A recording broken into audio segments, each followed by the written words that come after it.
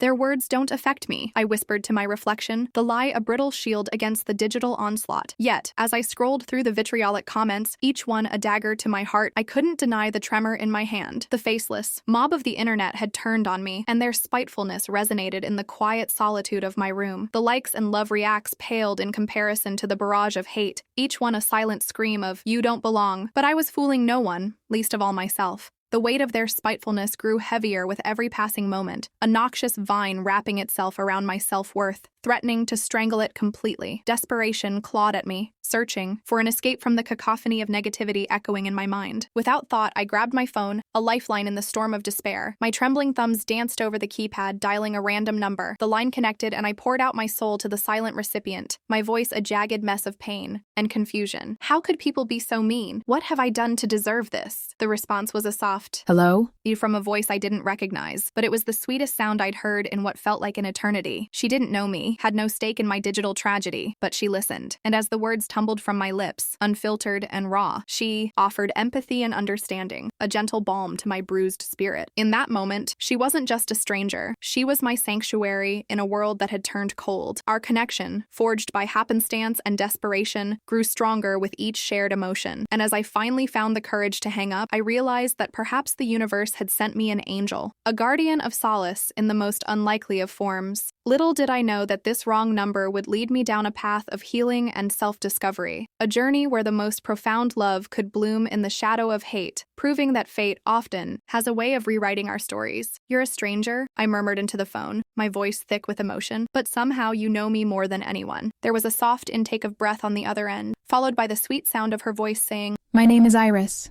The name floated in the air, a beacon of light amidst the chaos. "Eleanor," I whispered, feeling a strange comfort in sharing my name with this unknown soul. "I don't think we've met before," she replied gently, "but it seems like we've known each other forever." Her words resonated deep within me, a truth that seemed to transcend the boundaries of time and space. "Will you join me into the blue?" I asked, referring to the vast sky outside my window, a symbol of the freedom and escape I yearned for from the confines of cyber torment. There was a brief pause, and then she said, "Yes, Eleanor.